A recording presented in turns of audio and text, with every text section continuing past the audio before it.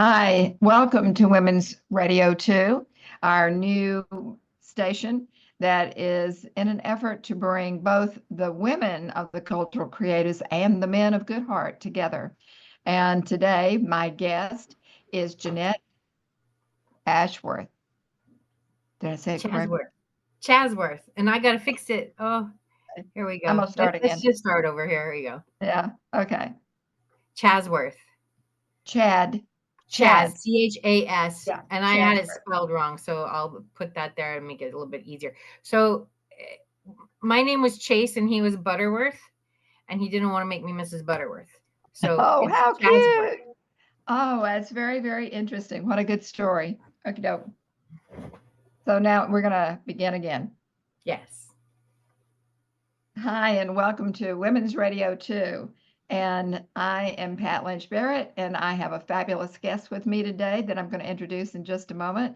I want to make sure that you know that we are now broadcasting from YouTube and on our new site, Women's Radio 2. And this is an effort to pull not only the women who are part of the cultural creatives, but also men of good heart so that we can begin to co-create and solve a lot of the problems in the universe that apparently no one else is willing to tackle except us tough folks, right? And sometimes it's a lot of fun. And I think today that my guest is going to demonstrate that. My guest is Jeanette Chasworth, and she is called the Color Whisperer. And I asked her, I said, what is the one thing that you want people to take away from this? And she said that the quality of their homes has an effect on how they feel and who they feel they are. And she'd probably express it differently. She may express it a little bit differently than that, but that gives you a clue as to where she comes from in her design work. And she has an amazing reputation. So I'm very, very pleased to welcome Jeanette to Women's Radio 2. Hi, Jeanette. Hi. Thank you so much for having me on. Oh, well, it's our pleasure entirely. I wasn't sure if you were going to bring lots and lots of slides or whatever, but I think that your background is so colorful already. You can describe most of the things that you want people to take away from this, and we hope and feel sure that they're going to be inspired by the things you're going to share.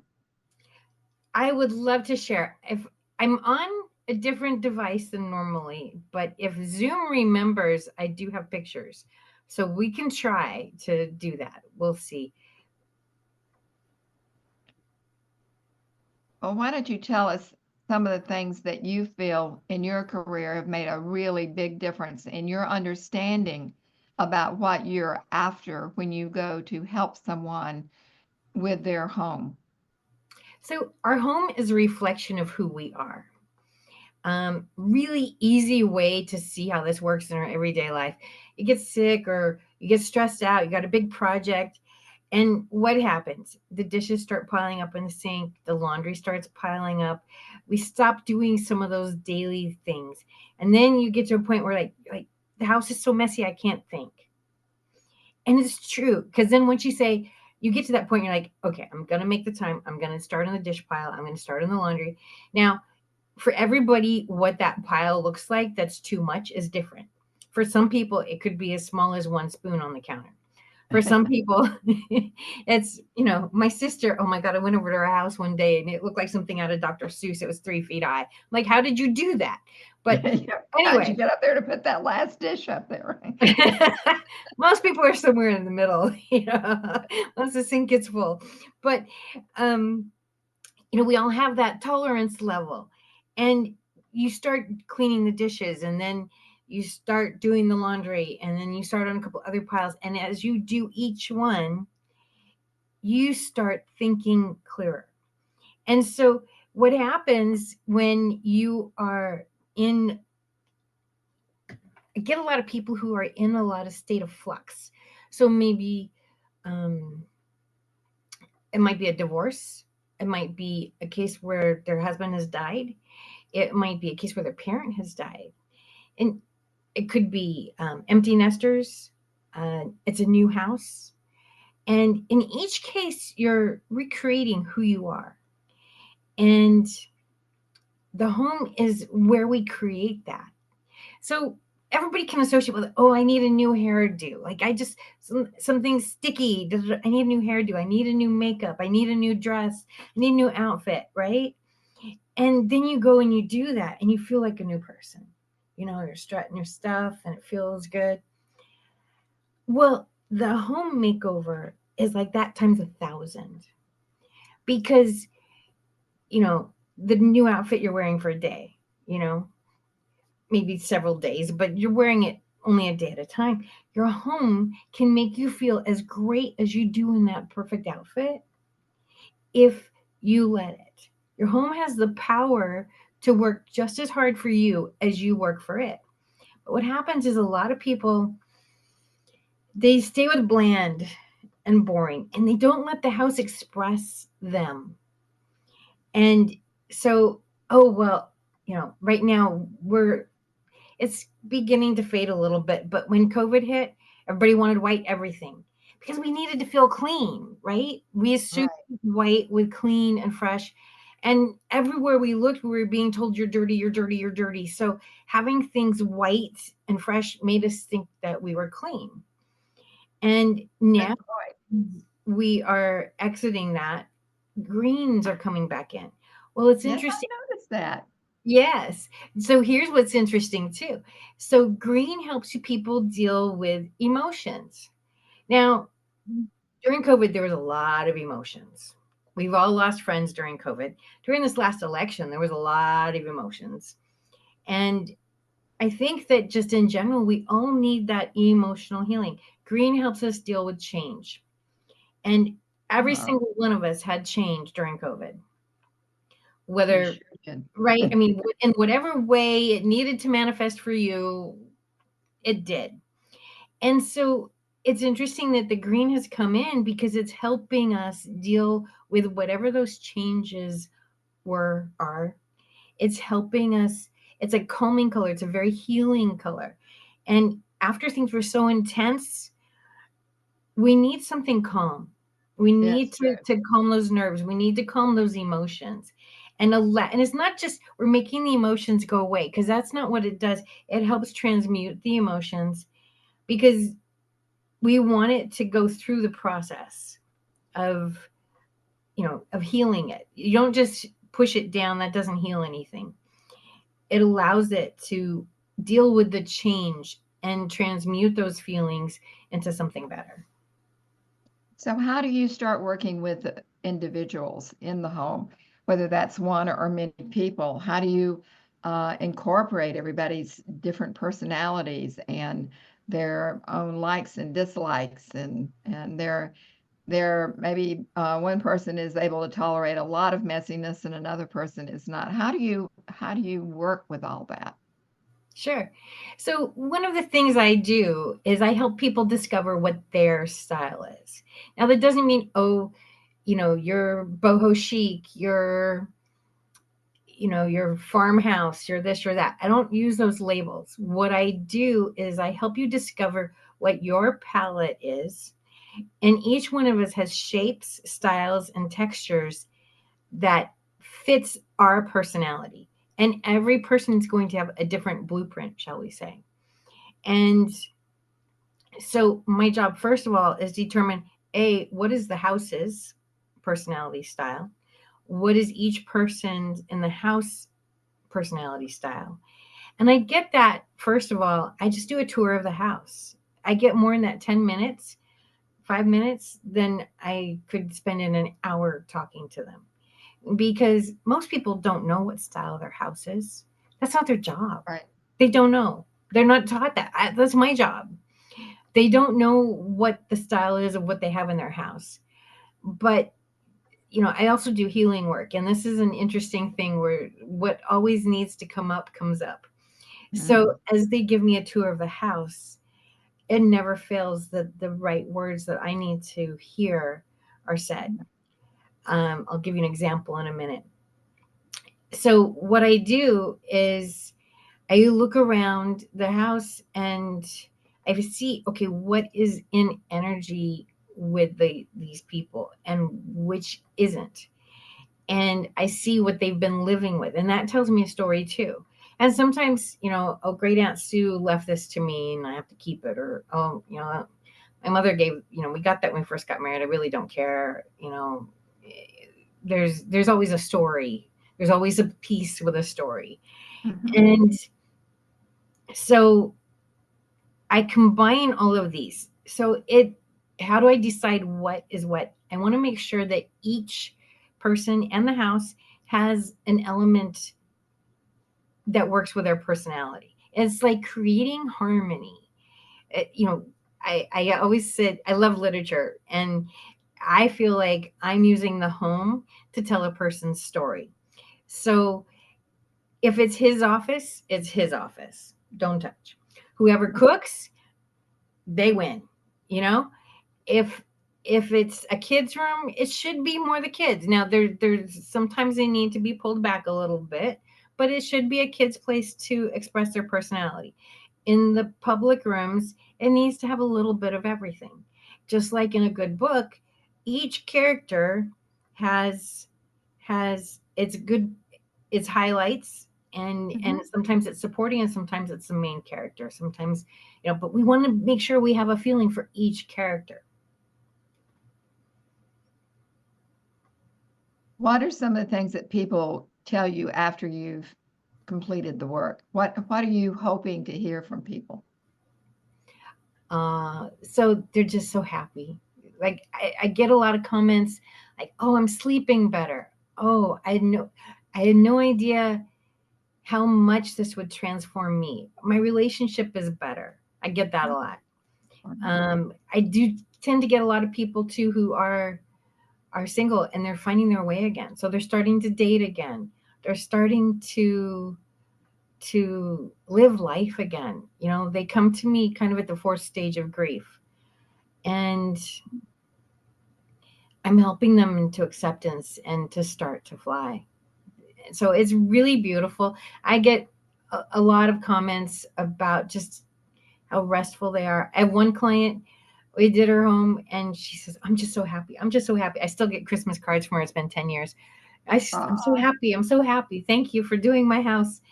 And I called her up at the beginning of COVID because she lives by herself. And I said, "Are you okay? Are you okay?" She's like, "I'm in my house. They can't touch me." Like, she's like, "I don't care. As long as I'm in my house, I am happy." She loves her house so much.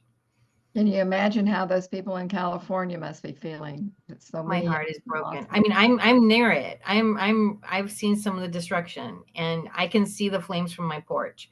So Woo! yeah, this is the first day we haven't had smoke in the sky, and it's nice not to have smoke in the sky, but Really? um, it's been, and I know a lot of people who've lost their homes in the fire. Yes. It's completely devastating. And so many of them, they didn't take anything. I mean, I know one person that she didn't even get the warning really. It was just leave. She grabbed her purse and she left, and that Wow. was it. And That she was had, it.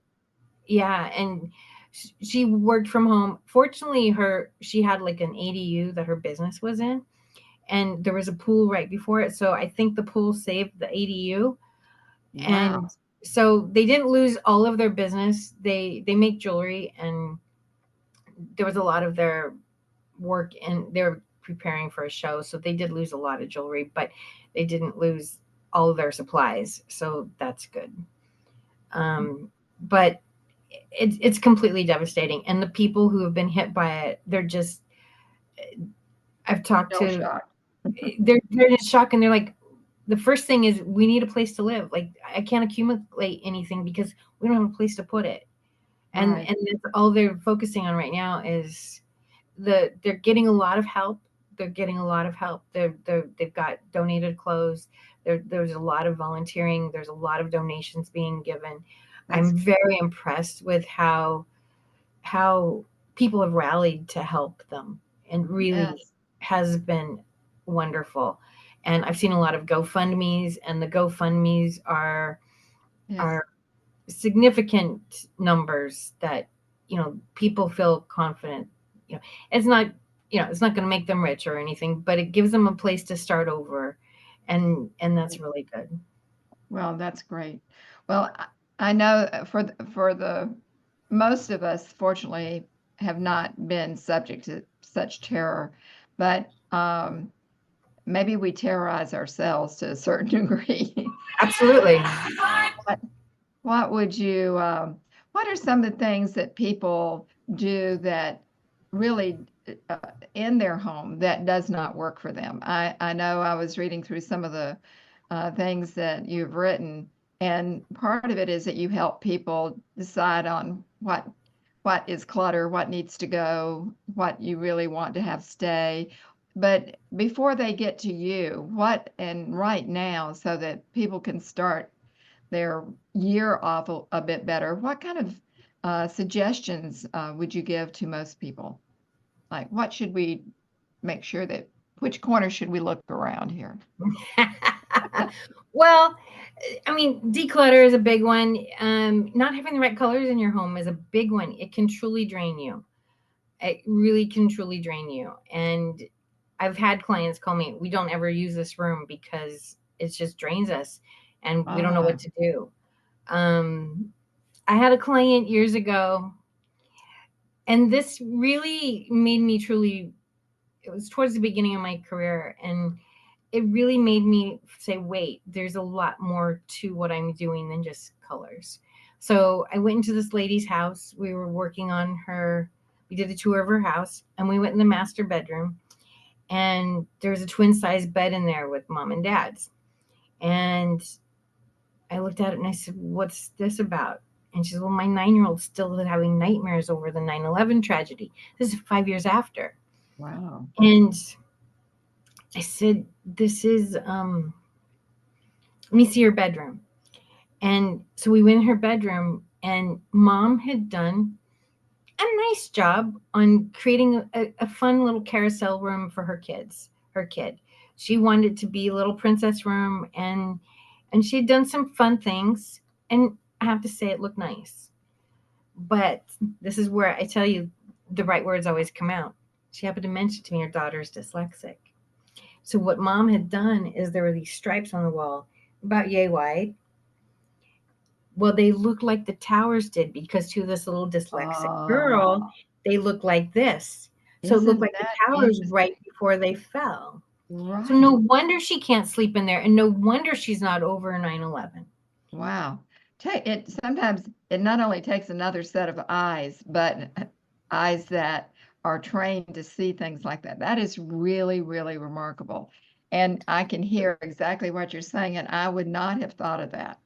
Right? But, And how many doctors would she have seen? amen. It's all in her head. The problem wasn't in her head. Right. Well, I The hope a problem lot was of people literally are on the listening. wall. It's on the wall. Right. Right. You know, Right. and I don't know how many doctors she would have seen. I mean, we were able to fix it, fortunately. I've had other clients where another client, they had a home, it was a spec house.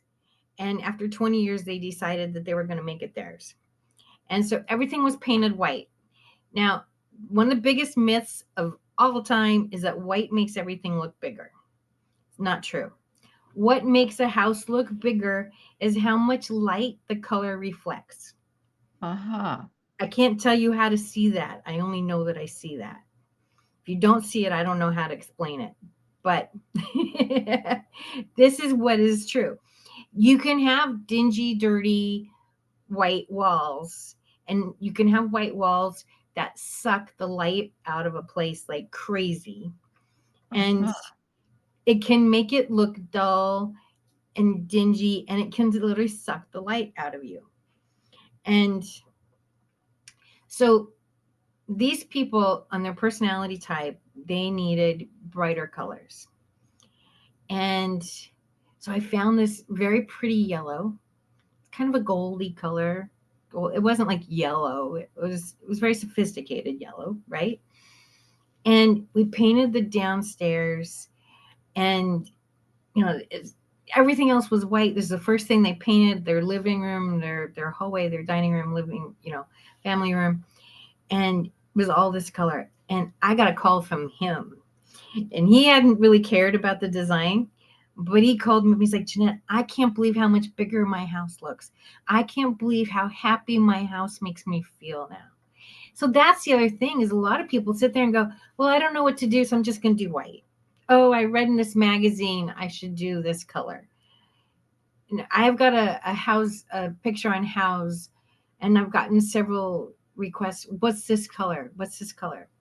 I'll give it to them. But the problem is, it's not going to look the same in their house.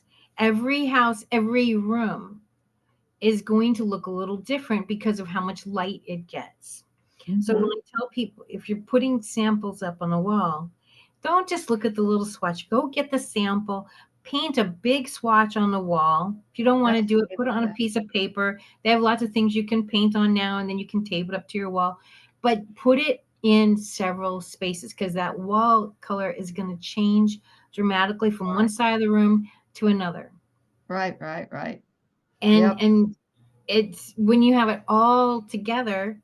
So I actually just spent the weekend doing some painting in my house, and I was painting my bathroom, and I love the color, and I was like, there's something wrong. And I'd painted the ceiling the same color. That's another neglected space. A lot of people just, oh, I can't paint the ceiling anything but white. Why? Well, because that's the color they're supposed to be. Really? Go out and look. Go out and look. There's a lot of colored ceilings out there that are not white. So then what was happening was the color from the ceiling was reflecting downward. And so I said, well, that's what this. So I painted it green. I have another green that I was painting another part of the house. I'm like, I'm going to paint it green. And so now it's not reflecting itself back on each other. There's the light reflects, the color reflects on itself. There's a lot of tricks that people don't really understand how color impacts us. So when I painted the ceiling a different color, I got the feeling that I wanted in there. Good. Well, I wish we had more time, but maybe you'll come back another time. And bring more pictures next time, and then we'll maybe You want me to get see if I people to can share send some us pictures. pictures? I Well, don't know if I can. I think It's we've too run late. out of time at this point. So Okay, let's do it again sometime, and we'll bring sounds more. great. Okay, well, this has been great, and I hope that everyone has a better feeling about what they need to do in their So homes so that they will also have the feelings you talked about. And I think that this is a really good time for people to really take a look at how they feel about things. absolutely. It's not Now, just about what we accomplish or do altogether. It's how we feel about the things that we do, where we are, and who we're with. Don't you agree? I agree. I want to offer something. So I have a, a half-hour virtual consultation where we find Oh, out wonderful. exactly what is pulling your energy down in your house. That is the main goal of this, is we will find out, and I'll be able to give you suggestions on what to do to fix it. And so it's very affordable. It's on my website, thecolorwhisperer.com, and it's under Create Your Sacred Space, because I Oh, want your wonderful. home to be your sanctuary. Absolutely. Absolutely. Thank you so much, Jeanette. It's very gracious of you to come and share so with us and inspire people at the beginning of this year to make sure that their home is their sanctuary and take a look at the color, right? Thank you so much. Thank you very much. Have a great year. You too. Thank you.